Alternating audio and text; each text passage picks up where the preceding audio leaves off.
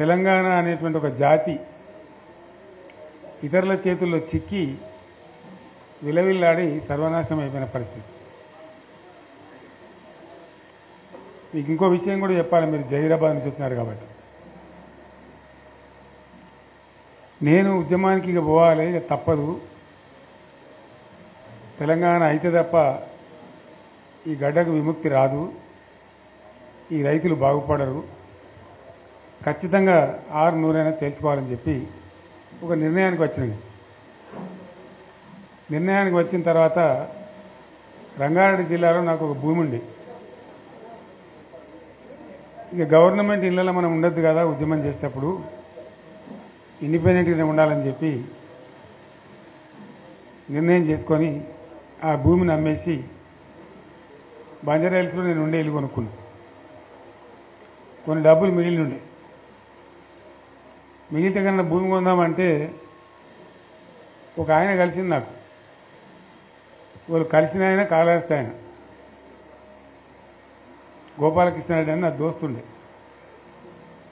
ఎక్కడ పోయినామంటే ఇట్లా ఇల్లు కట్టుకుంటున్నా అని చెప్పి కొన్ని డబ్బుల్ని భూమి కొనుక్కోవాలంటే, నెల్లూరు ఆయన ఒక ఆయన ఉన్నాడు, నేను రేపు చెప్తాను, నీ దగ్గరికి వస్తాడు, ఆయన తీసుకుపోయి నీకు భూములు చూపెడతాడు అని చెప్పాను. ఎవరు? నెల్లూరు ఆయన. సరే రాని మానికైతే చూద్దామని నేను పొద్దున వచ్చింది. వచ్చిన తర్వాత పోదాం సార్ అని బయలుదేరిన తర్వాత ఇక చక్కగా నారాయణఖేడ్ దాకా పోవాలి సార్ అని. సరే మంచిది పా అని చెప్పి సదాశివపేట కన్నా ముందు నుంచి చూపెడుతుంది నాకు. సదాశివపేట కన్నా జర ముందు నుంచి ఆడ 1700 ఎకరాలు ఆయనే అడ్వాన్స్ ఇచ్చింది. 1700 ఎకరాలు. ఇక ఆ నుంచి ముందుకు పోతుంటే ఇది పలానది, ఇది పలానది, ఇది పలానది చెప్పుకుంటా జైరాబాద్ టౌన్కి వచ్చింది. వచ్చిన తర్వాత కొంచెం ఇప్పుడు అది మొగడంపల్లి మండలం అయిందేమో, ఆడ దిక్కు తీసుకొని పోయింది కొంత దూరం. అప్పుడు జైరాబాద్ మండలం ఉండేది. తీసుకొని పోయి చూపించింది ఇవన్నీ పలాంది. అలా ఒక్కంది కూడా మన తెలంగాణ పోయలేదు, అన్ని ఆంధ్రలో పోయలేదు. సరే ఇంకేం చూపెడుతాను అడిగింది. ఇంకా చాలా ఉన్నాయి సార్, నారాయణఖేడ్కి కూడా పోవాలి, నాకు అర్థమవుతుంది కదా, తెలుస్తుంది కదా అని చెప్పి, సరే ఇలా లద్దు బాయ్సాబిగా రేపు తిరుగుదామని చెప్పి తెల్లారి మళ్ళీ తీసుకొని పోయాం. ఇక పోయి అటు నారాయణఖేడ్ దిక్కు చాలా దూరం పోయినాం. మన బీదర్ రోడ్ పోతాం కదా, అటు చాలా దూరం పోతే ఇప్పుడు ఈయనది ఒక 60 ఎకరాలన్నది, నన్ను దొరకపోయినది, అలా చెరుకు పెడుతున్నారు. జరిగి మళ్ళీ మొగడంపల్లి ఇతరులకి జైరాబాద్ రూరల్ మండలం తీసుకొచ్చి వచ్చిన మన బుదేరా గుట్ట ఉంటుంది కదా, అసలు మట్టి గుట్ట ఎక్కించి నిలబడితే మొత్తం కనబడుతున్నాయి ఇట్లా మామిడి తోటలు, ఫామ్ హౌజులు. ఆడ చూపెడుతుంది ఇదే వాళ్ళదంటే ఇది సత్యరాజు గారిదండి 300 ఎకరాలు, ఇది పలాని అన్ని ఆంధ్రలో పేర్లే. మన జైరాబాద్ నియోజకవర్గంలో కూడా, నారాయణఖేడ్ నియోజకవర్గంలో కూడా. అవి చూసిన తర్వాత నేను రాత్రి హైదరాబాద్ వచ్చిన తర్వాత మిత్రులతో మాట్లాడి, ఇక ఉన్న తెలంగాణ ఇప్పటికే పోయింది, 600 సరే తెలంగాణ కావాల్సింది, ఇక ప్రాణం పోయినా సరే కొట్టాలని చెప్పి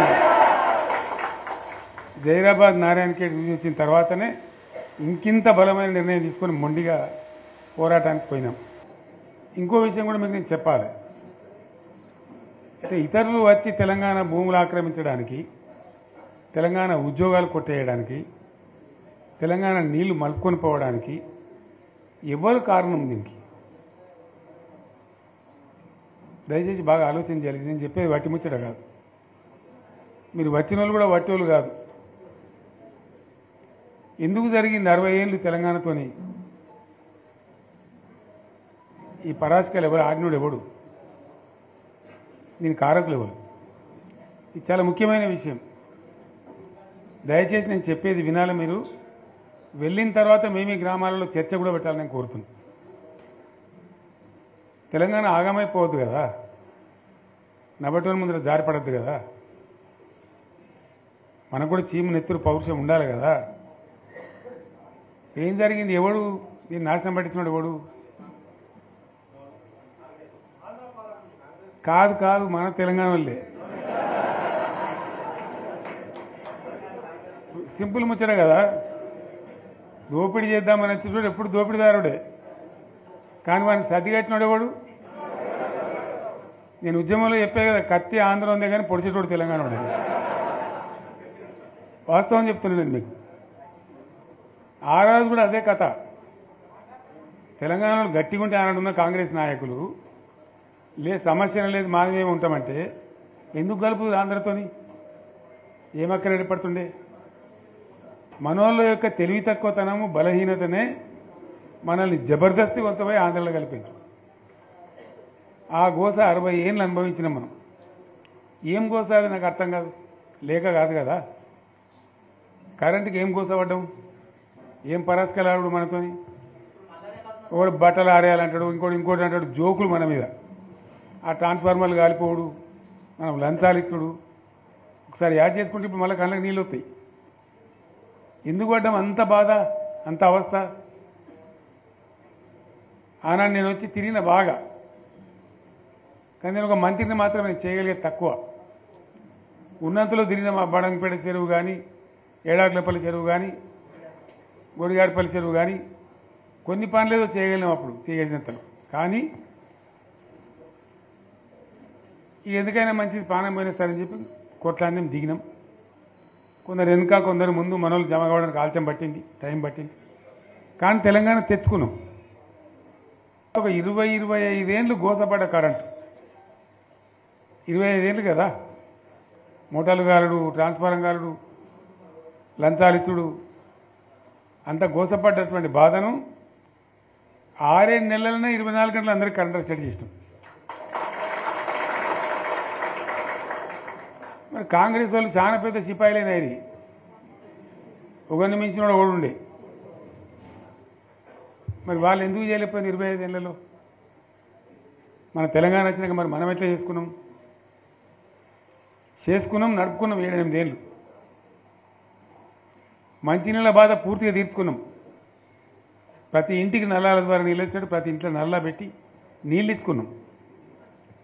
తెలంగాణ వస్తే లాభమైంది. మా ప్రజలకు కొన్ని మౌలికమైన బాధలు పోవాలి, కొన్ని అవస్థలు తీరాలని చెప్పి మిషన్ భగీరథ కావచ్చు, మరొకటి కావచ్చు, కరెంటు కావచ్చు తెచ్చుకున్నాం. 24 గంటలు కరెంట్ ఇచ్చుకున్నాం. ఏమైనా ప్రాజెక్టు చెరువు కింద నీళ్ళు తీసుకుంటే బంద్ చేసినాం. నీటి తీరువ రద్దు చేసినాం. అట్లా ఎన్నో సదుపాయాలు చేసుకున్నాం. రైతులకు బాగా జరుగుతుండే. అప్పుడప్పుడు ఏమవుతుంది, కొన్ని దుష్ట దినాలు వస్తాయి, చెడు గడియలు వస్తాయి. మనోళ్ళు కూడా అలవోకగా ఓట్లేసారు. మీరు గొప్పలో మీరు మాణిక్యరావుని గెలిపించారు. కానీ కొన్ని నియోజకవర్గాలలో నేను చెప్పినా కూడా అప్పుడు మంది మాటలు పట్టుకొని మారుమానం పోతే మళ్ళొచ్చే వరకు ఇల్లు కాలిపోతుంది, వీళ్ళని నమ్మితే అమాంతం మింగుతారు, మోసపోతాం. రైతు బంధుకు రామరామ అంటారు, దళిత బంధుకు జై భీమ్ అంటారు, వీళ్ళు ముంచుతారా నాయన అని చెప్పిన నేను. ఏమో మీ సంగతి ఎంతో చూద్దామని ఆయనతో వేసారు. వేసింది ఇరుకపోయారు, బాయిలో పడ్డారు, అయిపోయి ఉన్నాయి అన్ని వీక్. ఇప్పుడు మళ్ళీ మొదటికి వచ్చానా కైలాసం ఆడలో పెద్ద పంపించినట్టు అయింది. మళ్ళీ అంతే కదా. గ్యారంటీగా మంచిగా సంసారం జరుగుతుంది. ఇద్దరు తువ్వకొచ్చినాం. రైతులు ఇంత ముఖం తెలివైతుండ్రి, ఇంత బాకీలు కట్టుకుంటుండ్రి. ఎంతోమంది పాపం సిటీలు వేసుకుందరు, ఏదో వేసుకుందరు. రైతు బంధు పైసలు పడితే ఎంత సంతోషం ఉంటుండే. ఆయన పోయిన ఇప్పుడు గంగలు గడిచిపోయి ఇప్పుడు వాడు ఇస్తాడో ఏడో భగవంతుని కనుక ఇచ్చినా కూడా మోసమే. ఏదో మళ్ళీ ఎలక్షన్ కోసం దానికోసం చేస్తారు తప్ప కడుపు నిండా ప్రేమను ఇచ్చేది ఇట్లే ఉంటుందా?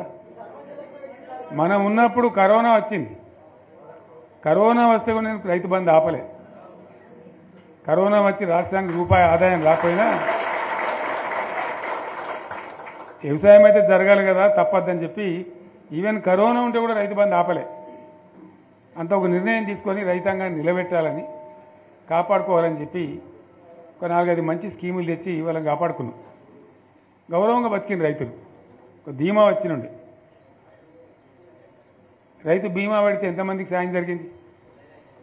గుంట భూమి ఉన్న కూడా మంచిగా సాయం జరిగింది, చిన్న రైతు కూడా సాయం జరిగింది. అట్లా అందరికీ మనం గొర్రెల కాపలకు గొర్రెలు ఇవ్వడం కానీ, చేప పిల్లలు కానీ, అనేక రకాల అన్ని వర్గాల ప్రజలను ఎట్లా ఆదుకోవాలని అట్లా ఆదుకున్నాం. మా తెలంగాణ కదా మేము తెచ్చుకున్నాం కష్టపడి, మా వాళ్ళందరూ పైకి రావాలి. కాంగ్రెస్ గవర్నమెంటు